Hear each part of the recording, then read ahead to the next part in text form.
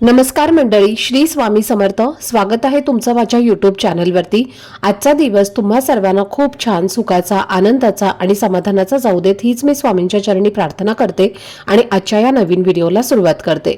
पण त्या अगोदर तुम्ही माझ्या चॅनलवरती जर नवीन असाल तर चॅनलला पण लगेच सबस्क्राईब करा आणि कमेंटमध्ये श्री स्वामी समर्थ लिहायला अजिबात विसरू नका.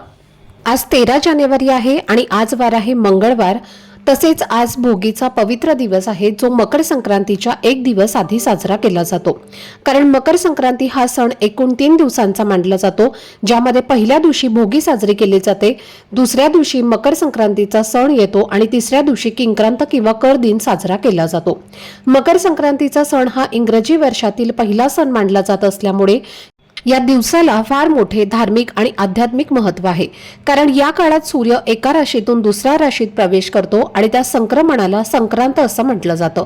तसेच ज्योतिषशास्त्रानुसार या संक्रांतीपासून शुभ दिवसांची सुरुवात होते असं मानलं जातं. धार्मिक मान्यतेनुसार या दिवशी स्वर्गाचे दरवाजे उघडले जातात असे सांगितले जाते आणि त्यामुळे या दिवशी केलेले दान, पुण्यकर्म, सेवा किंवा उपाय हे इतर सामान्य दिवसांपेक्षा अनेक पटींनी अधिक फलदायी ठरतात आणि म्हणूनच या दिवशी काही खास आणि प्रभावी उपाय आवर्जून केले जातात. आजच्या या व्हिडिओमध्ये मी तुमच्यासोबत एक अतिशय सोपा पण खूपच प्रभावी असा उपाय शेअर करणार आहे, जो तुम्ही आज मंगळवारी भोगीच्या दिवशी संध्याकाळी नक्की करू शकता. आणि विशेष म्हणजे तुम्ही भोगी साजरी केली नसेल तरीही हा उपाय करण्यास कोणतीही अडचण नाही.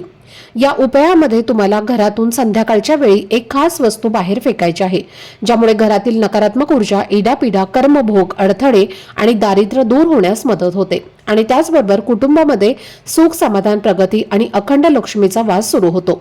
त्यामुळे ती वस्तू नेमकी कोणती आहे आणि ती कोणत्या वेळेत आणि कशा पद्धतीने घराबाहेर टाकायची आहे याबद्दलची संपूर्ण माहिती मी तुमच्यासोबत शेअर करणार आहे. त्यामुळे व्हिडिओ हा स्किप न करता शेवटपर्यंत नक्की पहा, जेणेकरून तुमच्यापर्यंत योग्य ती माहिती पोहोचेल.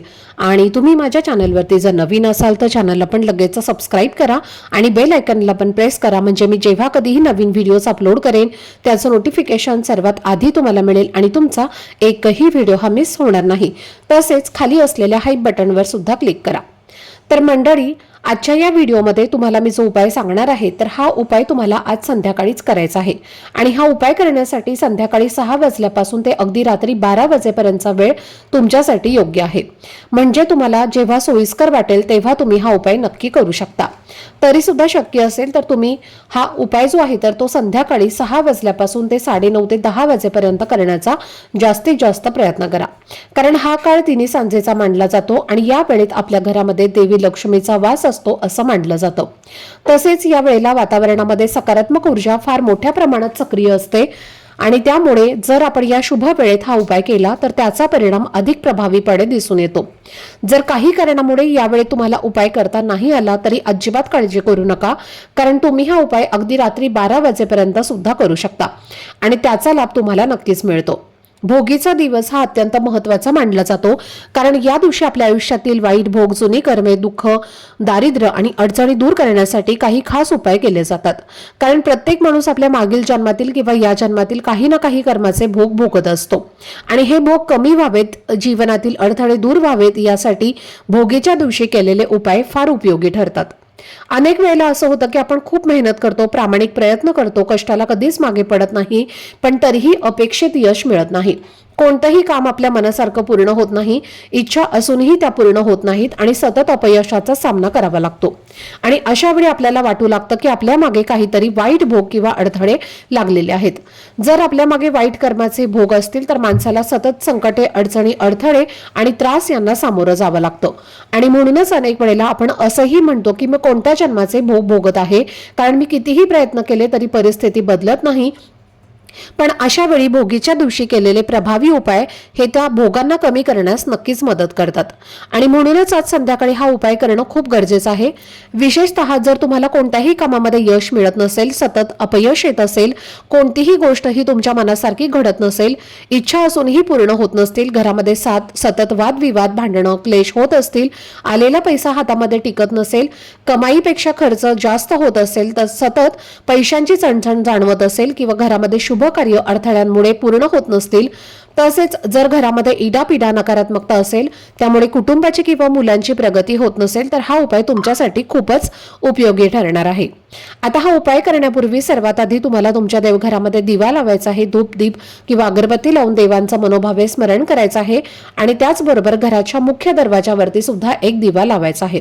कारण भोगी आणि संक्रांती हे दोन्ही दिवस पितरांना समर्पित मानले जातात आणि त्यांच्या स्मरणार्थ मुख्य दरवाजाजवळ दीपदान करणं हे फार शुभ मानलं जातं. मुख्य दरवाजा थोडा वेळ उघडा ठेवून शांत मनाने आणि श्रद्धेने तुम्हाला हा उपाय करायचा आहे. कारण जेव्हा आपण श्रद्धेने आणि सकारात्मक भावनेने कोणतेही उपाय करतो, तेव्हाच त्याचा परिणाम आपल्या जीवनावरती नक्कीच दिसून येतो. आता हा उपाय करण्यासाठी तुम्हाला काही वस्तू लागणार आहेत. त्यामध्ये तुम्हाला चिमूटभर काळे तीळ घ्यायचे आहेत. तर पहा, भोगीच्या दिवशी तिळाला खूप जास्त महत्त्व आहे. भोगी आणि संक्रांत हे सण तिळाशिवाय अपूर्ण आहेत. या दिवशी तिळांना अनन्यसाधारण महत्त्व आहे आणि या तिळाचा संबंध थेट शनिदेव आणि सूर्यदेवाशी आहे आणि म्हणूनच आपण मकर संक्रांतीला सूर्यदेवाला जल अर्पण करताना त्यामध्ये तीळ हे टाकत असतो. तीळ जे आहे तर ते दारिद्र्यनाशक मानले जातात आणि म्हणून आपण भोगीच्या दिवशी सकाळी अंघोळ करण्यापासून ते जेवणापर्यंत तिळाचा वापर हा करत असतो. म्हणजे आपण प्रत्येक गोष्टीमध्ये तीळ जे आहेत तर ते वापरत असतो आणि म्हणून आपल्याला हा उपाय करण्यासाठी सुद्धा चिमूटभर काळे तीळ घ्यायचे आहेत आणि काळेच तीळ घ्यायचे आहेत, पांढरे तीळ तुम्हाला घ्यायचे नाहीत. त्याचबरोबर तुम्हाला थोडंसं खडेमीठ जे आहे तर ते सुद्धा घ्यायचं आहे. खडेमीठ तुमच्याकडे नसेल तर त्याऐवजी तुम्ही बारीक मीठ सुद्धा घेऊ शकता. फक्त तीळ घेताना मात्र तुम्हाला काळेच घ्यायचे आहेत आणि त्यासोबत तुम्हाला थोडीशी पिवळी मोहरी घ्यायची आहे. पिवळी मोहरी तुमच्याकडे नसेल तर तुम्ही काळी मोहरी सुद्धा घेऊ शकता.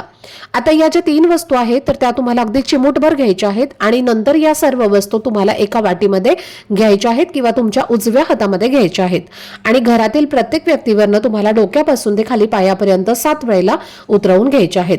उतरवत असताना तुम्हाला म्हणायचं आहे की काही वाईट भोग असतील, काही वाईट कर्म केलेली असतील तर ते निघून जाऊ देत, लक्ष्मीच्या कृपेने सुखाचे दिवस येऊ देत असं तुम्हाला म्हणायचं आहे आणि या वस्तू घरातील प्रत्येक व्यक्तीवरनं डोक्यापासून ते खाली पायापर्यंत 7 वेळेला उतरवून घ्यायच्या आहेत आणि यानंतर या वस्तू तुम्हाला एका वाटीमध्ये ठेवायच्या आहेत आणि पुन्हा सेम याच 3 वस्तू तुम्हाला हातामध्ये घ्यायच्या आहेत आणि दुसऱ्या व्यक्तीवरनं सुद्धा तुम्हाला त्या उतरवून घ्यायच्या आहेत.